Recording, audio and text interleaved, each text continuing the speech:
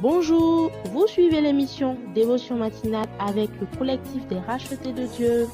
Nous vous prions de rester à l'écoute et que Dieu vous bénisse. Amen.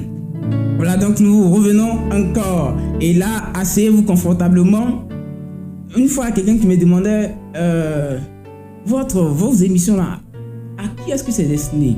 Aujourd'hui, je réponds en même temps pour dire que nos émissions sont destinées aux chrétiens, aux non-chrétiens, aux païens, aux bouddhistes, je sais pas, à tout le monde, à tous ceux qui cherchent Dieu. Parce que d'autres, ils sont musulmans, ils cherchent Dieu. D'autres sont bouddhistes, d'autres sont animistes, ils cherchent Dieu. Tous ceux qui cherchent Dieu, c'est à eux qu'est destinée cette émission. Parce que je vais vous dire la vérité. Si quelqu'un est bouddhiste, qu'il cherche Dieu réellement dans son cœur, s'il cherche Dieu et qu'il est sincère, il finira par trouver Jésus.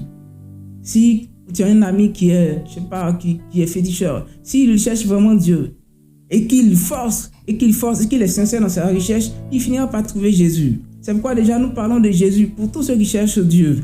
Et si vous cherchez que vous ne trouvez pas Jésus, alors ce n'est pas Dieu que vous avez cherché. Donc nous retournons dans notre enseignement et souvenez-vous très bien que notre enseignement avait été tiré du livre de Hébreux 6, le verset 1, 2 et 3. Que nous avons eu à lire déjà, que nous mettrons en description.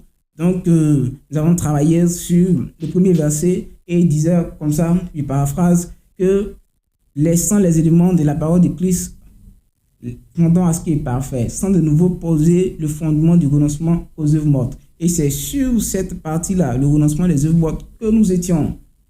Et le renoncement des œuvres mortes, qu'est-ce que ça contient? C'est ce que nous avons commencé à travailler depuis quelques temps. Et on a dit que dans le renoncement aux œuvres mortes, la partie centrale, mais ou bien le nœud même, c'était la sanctification. Et cette sanctification, selon 1 Thessaloniciens 5, 23, ça concernait le corps, l'âme et l'esprit. Et déjà, nous avons travaillé beaucoup sur le corps et nous venons de finir avec l'âme. Donc, du coup, aujourd'hui, nous ferons une synthèse de la sanctification du corps et de l'âme pour clore cette partie. Puis, la semaine prochaine, ou bien à l'émission prochaine, nous attaquerons ce qui est de la sanctification de l'esprit. Amen. Donc maintenant, nous commençons. Donc pour ce qui était de la sanctification du corps, n'oubliez pas que notre test de base même, sur lequel nous sommes appuyés, c'était 1 Timothée 2, verset 9. Je ne sais pas si vous vous en souvenez. Voilà, 1 Timothée 2, verset 9. Je ne sais pas si vous vous en souvenez. Et qu'est-ce qu'il disait? 1 Timothée 2, verset 9 nous dit d'abord que partout où nous sommes, il faut que nous ayons, mais quand nous voulons parler de Dieu, il faut que nous ayons des mains pures. Parce que ce sont ces mains-là que nous allons lever. Il faut que nous ayons des mains pures. Mais après ça, alors, pour ce qui concerne les femmes, il dit que la femme doit s'habiller de manière sobre.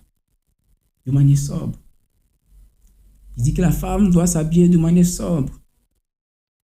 Et quelqu'un dira, mais c'est quoi être sobre? Parce qu'on dit que ceux qui boivent doivent être sobres. Alors la femme aussi dans l'habillement, il y a fait de sobriété. Oui, dans l'habillement, il y a la sobriété. Et ce sont ces choses-là que nous allons revenir rapidement dessus. Amen. Nous allons revenir rapidement dessus. Donc, dans la sobriété de l'habillement. Parce que les hommes aussi, on reviendra sur les hommes. Mais pour ce qui concerne la femme, parce que c'est là qu'il y a beaucoup de nœuds, c'est là qu'il y a beaucoup de divergences, c'est là qu'il y a beaucoup de questions. Les gens se disent, mais est-ce que les cheveux, il faut les défriser? Est-ce qu'il faut les coiffer? Est-ce qu'on peut faire des mèches? Est-ce qu'on peut même garder les cheveux simplement et mettre des perruques? Parce que là, quand on met perruque, on ne se défrise pas, on ne tresse pas, on ne fait rien. Mais qu'est-ce qu'il faut faire, pasteur? Donc aujourd'hui, nous venons et nous aurons le temps de travailler sur chacune de ces questions-là, si Dieu le permet. Amen. Si Dieu le permet. Donc nous revenons. Et nous parlons maintenant de la sobriété. D'abord, dans l'habillement. Nous ne touchons pas d'abord aux cheveux, mais dans l'habillement. Qu'est-ce que Dieu veut? Comment est-ce que Dieu veut que nous nous habillions en tant que jeune femme, en tant que jeune fille? Comment est-ce que Dieu veut que nous nous habillions? Comment est-ce que Dieu veut que nous nous habillions? Amen. Comment est-ce que Dieu veut que nous nous habillions? Aujourd'hui, on va faire quand même une petite ouverture sur la musique. Parce que c'est vraiment très important. À cause de la musique, Satan a eu à gagner beaucoup de personnes, des gens qui étaient zélés, qui avaient l'amour dans le cœur, l'amour de l'œuvre de Dieu, l'amour de la sainteté, mais à cause de la musique, parce que là on ne parle pas de l'adoration, non, on parle de la musique. Quand quelqu'un est chantre, la personne est l'instrument de Dieu. Mais quand on commence à faire, je sais pas, de la musique, là, maintenant, on devient artiste. Et pour être artiste, il faut qu'on soit visible. Il faut qu'on soit visible. Du coup, le côté de la sobriété commence à s'éteindre pour faire place à quelqu'un qui est visible, à quelqu'un qu'on peut présenter. Et maintenant, on nous dépose une superstar entre Cliff. On nous dépose une superstar.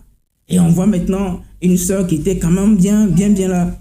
Depuis qu'elle a commencé à chanter, mais on ne peut plus. Bon, elle a chanté, ça allait. Au début, on parlait de sa voix. On dit, mais avec toi, on peut faire quand même un album. Et maintenant, on se rend compte que les producteurs viendront et diront, mais que tu ne peux pas être comme ça. Tu ne peux pas être comme une villageoise. Tu ne peux pas être comme quelqu'un qui sort de sa douche ou bien qui va au champ. Il faut qu'on te donne une personnalité. Il faut que dans la visibilité, tu sois quand même présentable. Et c'est là que la sobriété disparaît. Oh, qu'est-ce que la parole de Dieu veut?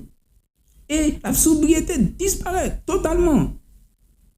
Alléluia, la sobriété disparaît totalement. On voit un peu, je ne vais pas citer de nom ici, mais vous voyez un peu des chantres de l'Éternel qui ressemblent à des païens. C'est-à-dire que leur chanson là, si tu enlèves Jésus qui est dedans, surtout même que Jésus commence déjà à manquer dans la chanson, mais quand tu enlèves Jésus, ça ressemble à 100% à une chanson zouk afro-cubaine. Et le personnage vraiment qui est dans le clip aussi ressemble à 100% à quelqu'un qui est en train de faire un clip afro-cubain. Donc du coup, on se demande, mais où est la place de Jésus dans ça? Où est le message qu'on apporte? Où est le message qu'on apporte? Où est le message qu'on apporte? Alléluia, peuple de Dieu. Nos femmes sont entrées dans la musique, bien, nos sœurs sont entrées dans la musique. Mais ce que Dieu aurait voulu que nous fassions en tant qu'ambassadeurs de Christ dans la musique, c'est parce que nous sommes en train de faire. Nous sommes allés et maintenant nous luttons la place de superstar avec les païens. Et nous faisons tout pour les ressembler et même pour les dépasser. Aujourd'hui, il y a des artistes chrétiens, parce qu'il y a les appeler artistes, des artistes dits chrétiens qui, eux, sont même plus sexy. Ouais, excusez-moi, mais plus sexy que les artistes païens. Ils sont plus sexy que les artistes païens. Est-ce que c'est ce que Dieu veut? Est-ce que c'est ce que Dieu nous a demandé? Il a dit, mais allez, annoncez la parole. Maintenant, on dit, bon, on va chanter pour annoncer le message de la parole. Mais en chantant, quand on reste chrétien, mais on n'est pas resté chrétien. Et on a laissé le monde venir nous envahir. Alléluia. On a laissé le monde venir nous envahir. Si j'en parle, c'est parce que ça devient un peu trop récurrent. Parce qu'aujourd'hui, on a des artistes chrétiens. Parce que si on n'en parle pas, je ne sais pas qui va en parler demain. On a des artistes qui sont dits chrétiens, qui n'arrivent pas à se comporter comme des chrétiens. Aujourd'hui, on voit des artistes chrétiens avec des dreadlocks. Que dit la parole de Dieu? Est-ce qu'il a autorisé un homme d'avoir des cheveux longs?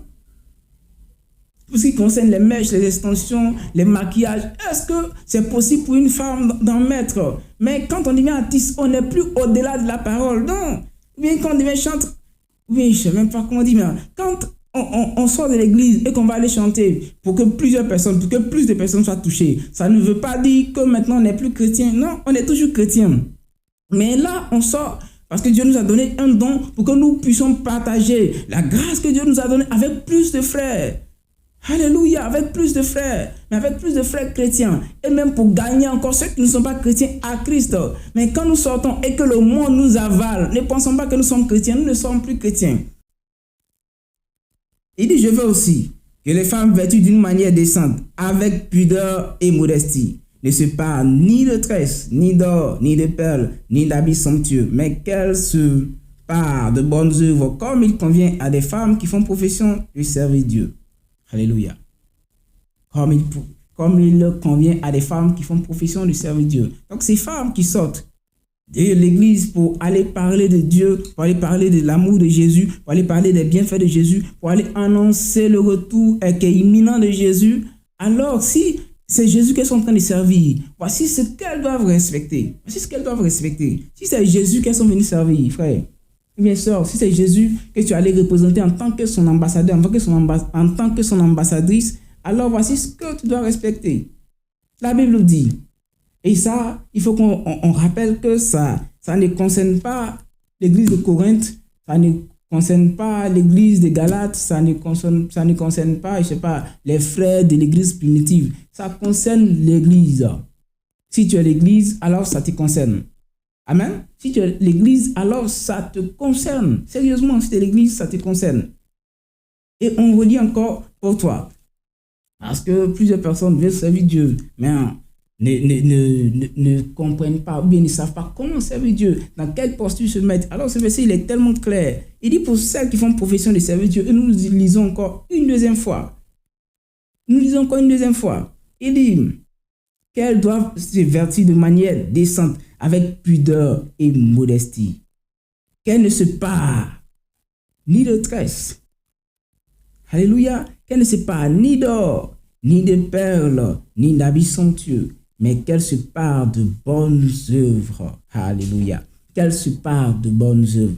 Qu'elles se parent. C'est-à-dire que si elles veulent se décorer, si elles veulent se rendre belles, ce qui les rendra belles, ce ne sont pas les perles. Ce qui les rendra belles, ce ne sont pas les maquillages, ce ne sont pas les faux de teint. Les fonds de teint plutôt, ce ne sont pas encore les faux cils, ce ne sont pas les habits sexy, ce ne sont pas les grosses chaînes, ce ne sont pas les perruques, non.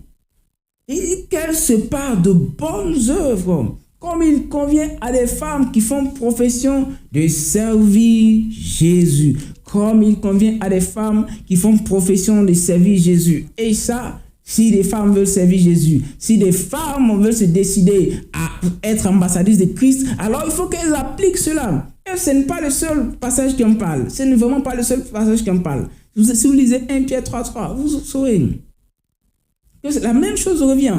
Donc, on se rend compte que, mais si les gens veulent servir Dieu, si les gens veulent être agréables, surtout les femmes, si vous voulez être agréable dans votre service de Dieu, il faut que vous considériez ces paroles.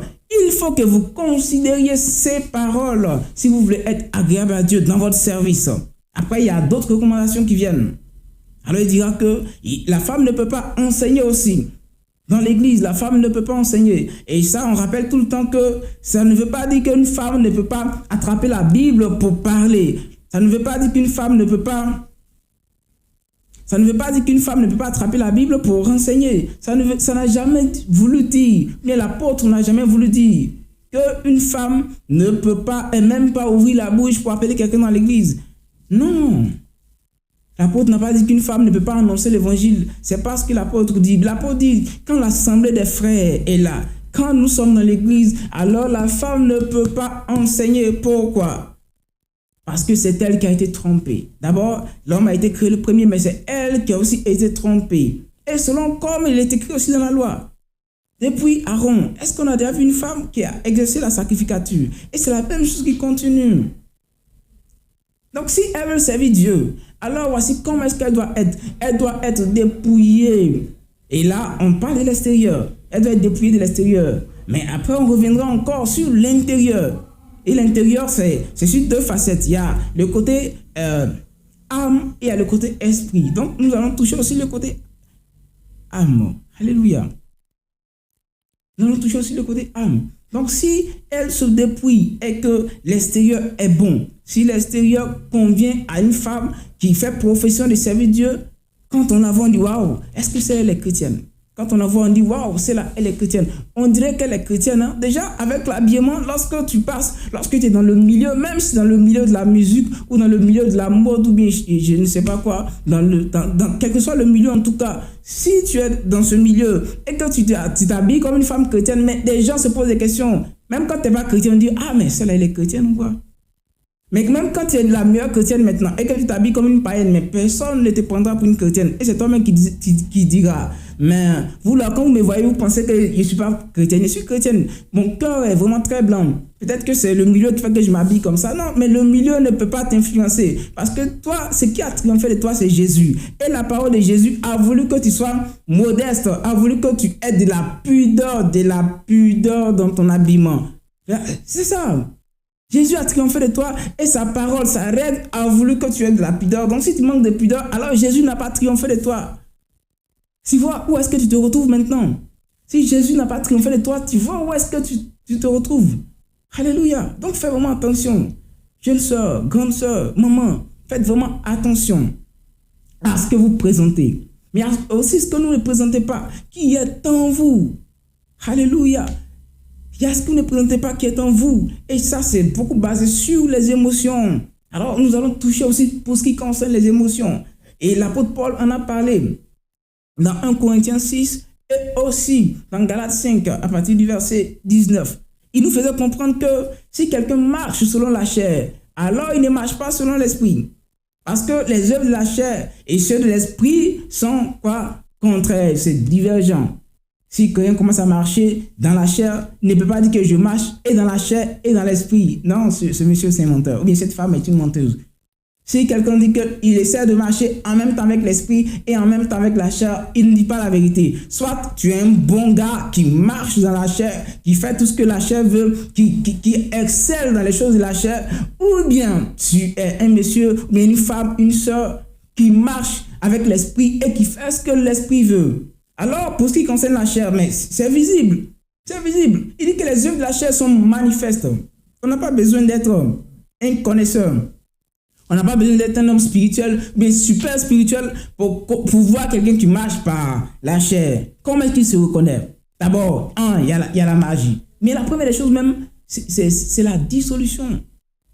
C'est la dissolution. La première des choses pour reconnaître quelqu'un qui commence à marcher par la chair ou bien qui a des tendances à montrer les choses de la chair, c'est la dissolution. Il prend la parole de Dieu dans toute son entièreté et quand il finit de lire, maintenant il transforme cette parole-là en quelque chose qui est de lui-même. C'est-à-dire il dissout. Quand la parole dit ça, il dit oui, c'est vrai, la parole a dit ça, mais ça, c'était pour quelque chose de bien précis. Donc, prenons la parole dans son contexte. Et en voulant mettre la parole dans son contexte, malheureusement, il sort la parole de son contexte et il met la parole dans un nouveau contexte pour pouvoir justifier sa bêtise, pouvoir justifier ce qu'il est en train de faire. Et c'est ce qu'on appelle la dissolution.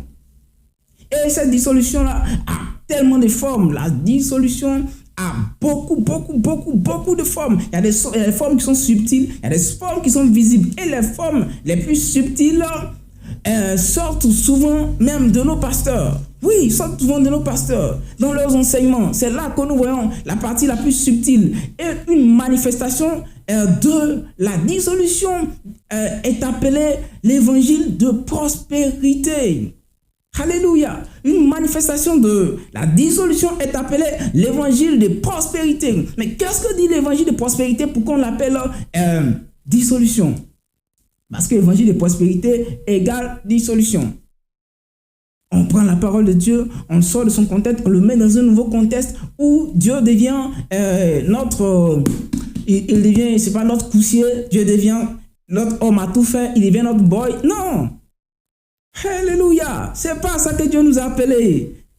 C'est lui, il nous a rachetés. C'est comme si tu vas et tu achètes une voiture et après c'est la voiture qui va te donner les ordres. Ou bien tu achètes un chien pour garder ta maison et le chien vient à la maison. Tu achètes un chien peut-être à 500 000 parce que c'est un très bon chien et tu as aimé ce chien depuis que tu es petit, donc tu grandis, tu as un peu d'argent, tu t'achètes un chien et maintenant ce chien-là, il vient à la maison et il dit bon, moi, le chien, moi, le matin, je dois boire café, je dois faire ceci, je dois faire cela. Et le chien, il vient avec son programme. D'abord même, il doit aboyer lorsque les voleurs viennent. D'abord, il ne le fait pas, mais il a tout un tas d'exigences. Et c'est ce que nous faisons. Le Seigneur nous a racheté un grand prix, il nous a ramené à lui. Et quand nous venons, nous avons déjà notre programme. Ce que Dieu veut, on s'en fout.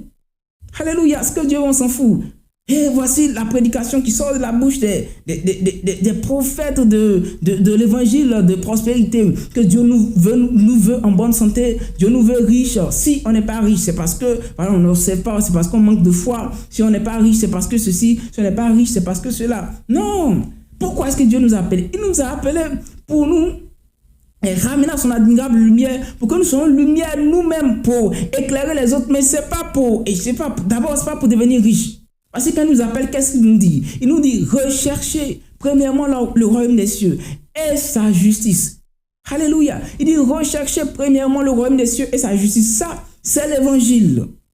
Et il y a un deuxième verset qui va avec, c'est repentez-vous et changez de vie. Donc, on a deux passages, bien deux fers de lance pour l'évangile. D'abord, la première des choses, c'est de se repentir et de chercher le royaume des cieux et sa justice. Maintenant, juste à côté, il y a ce qu'il avait dit tout à l'heure. Donc, il y a d'abord la repentance qui est vraiment le fer de lance. Et ensuite, on a d'abord la repentance qui est notre fer de lance, et ensuite on a maintenant la recherche du royaume.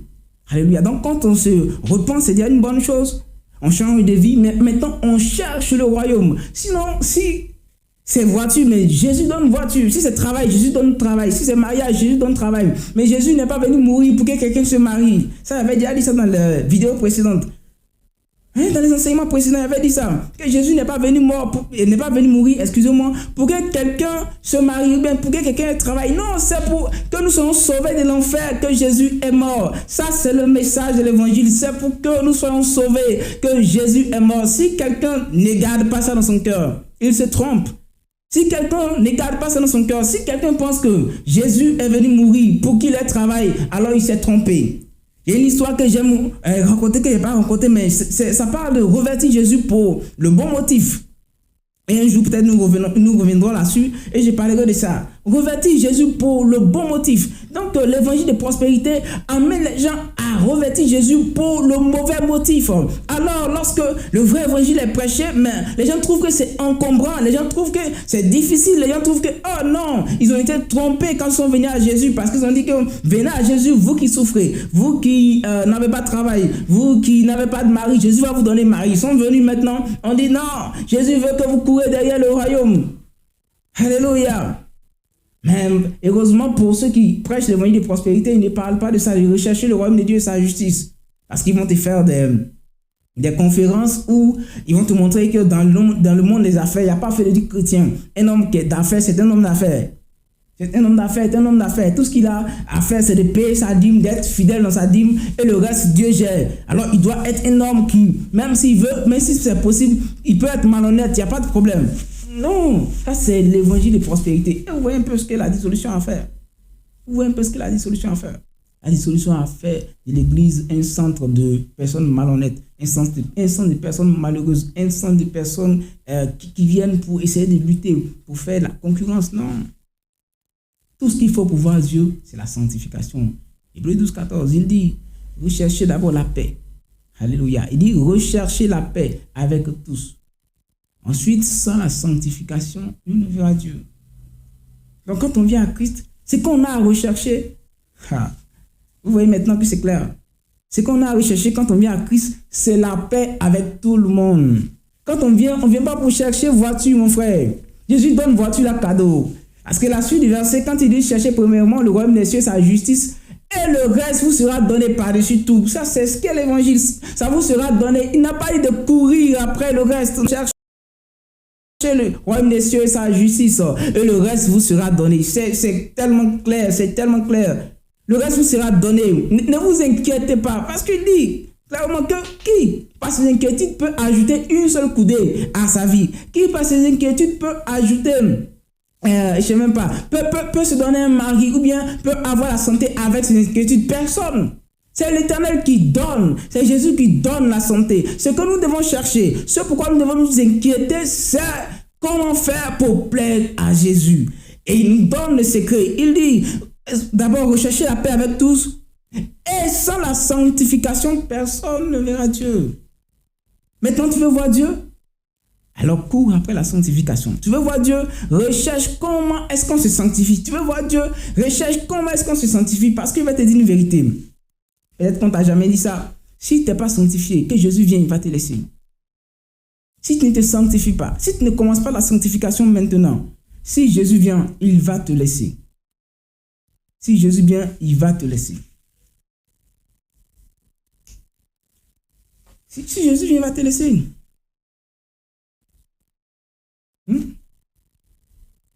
Si Jésus vient, il va te laisser. Donc, vraiment, fais attention, mon frère. Fais attention, ma soeur. Il faut que tu travailles sur la sanctification et du corps et de l'esprit. Donc, on revient maintenant pour dire, parce qu'on a dit, comment se sanctifier? Si c'est pour se sanctifier qu'il faut pour hériter du royaume des cieux, bien, alors, comment est-ce qu'on se sanctifie? Et nous sommes partis de la dissolution pour montrer combien de fois est-ce que la dissolution a détruit, a dénaturé cette histoire de sanctification de l'âme. C'est-à-dire que dans nos cœurs, les émotions que nous avions et que nous étions en train de penser, hey, est-ce qu'il serait sauvé? Comment est-ce qu'il va faire pour être sauvé? Alors, la dissolution est venue et a changé ça. Mais après la dissolution, il y a d'autres choses comme l'impudicité. Si une personne est impudique, mon frère, si une personne est impudique, elle ne verra pas le royaume des cieux. Elle ne verra pas le royaume des cieux. Après l'impudicité, il y a d'autres choses comme la gourmandise, l'ivrognerie. Alléluia, l'ivrognerie, les sectes. Et les sectes, ça va très bien avec la magie. Donc les deux choses là, les sectes et la magie. Les sectes d'un côté et la magie de l'autre côté. Ça encore sont des choses qu'on vient pour faire entrave à la vie de sanctification dans l'église. Je ne sais pas si vous avez déjà donné la définition de la sanctification, mais se sanctifier, c'est se mettre à part pour Dieu. Ce n'est pas se purifier. Voilà, il faut que je mette ça vraiment clair. Se sanctifier, c'est différent de se purifier. Se purifier, c'est l'action de laver. C'est le sang de Jésus qui nous purifie. Mais quand on parle de la sanctification, c'est la parole de Dieu qui nous sanctifie. Alléluia. C'est la parole de Dieu qui nous sanctifie. C'est pourquoi, quand on est parti de la dissolution de cette même parole, nous amène à ne pas être sanctifiés. Mais maintenant, quand on arrive au niveau des sectes et de la magie, parce que ça fait partie dans le livre de Galates, chapitre 5, à partir du verset 19, on voit, il y a les sectes et il y a la magie. Et on a montré un peu combien de fois est-ce que les sectes sont entrés dans l'église, ou bien comment est-ce que nous avons transformé l'église de Christ en plusieurs sectes. Ne soyez pas choqués, mais vous allez voir que Assemblée de Dieu, c'est devenu une secte. Église Pentecôte, c'est devenu une secte.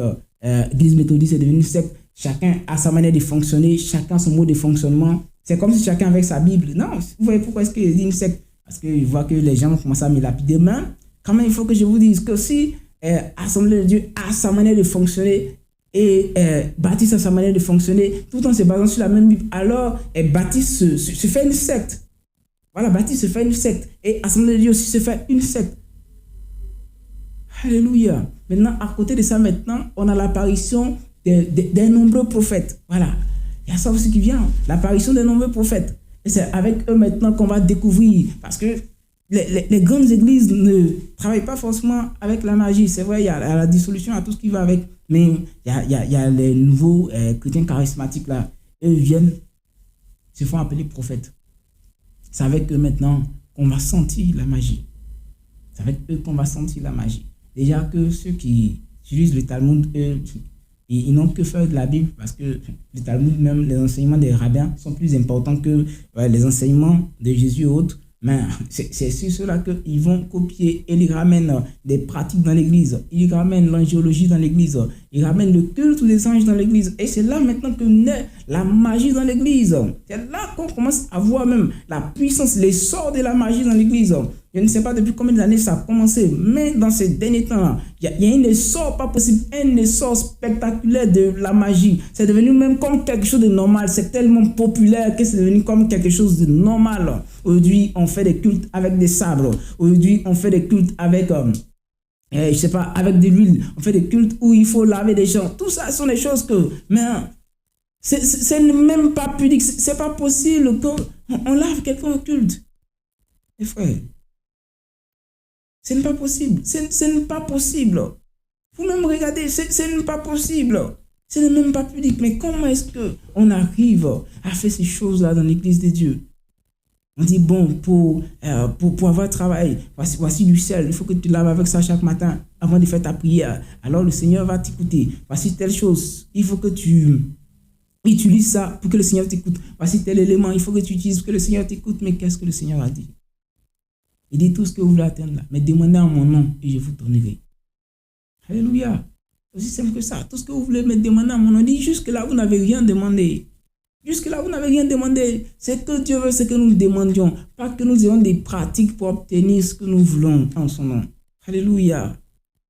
Que le Seigneur vous bénisse. Nous allons nous retrouver la semaine prochaine pour un autre numéro. Et nous vous prions de partager et de prendre une seconde pour liker nos vidéos, d'en parler à nos amis et frères un peu partout pour que nous ayons une grande communauté avec qui nous parlons. Et surtout, si vous avez des questions, n'oubliez pas de les poser en commentaire. Si vous avez des suggestions, placez-les aussi en commentaire. Que Dieu vous bénisse et à bientôt.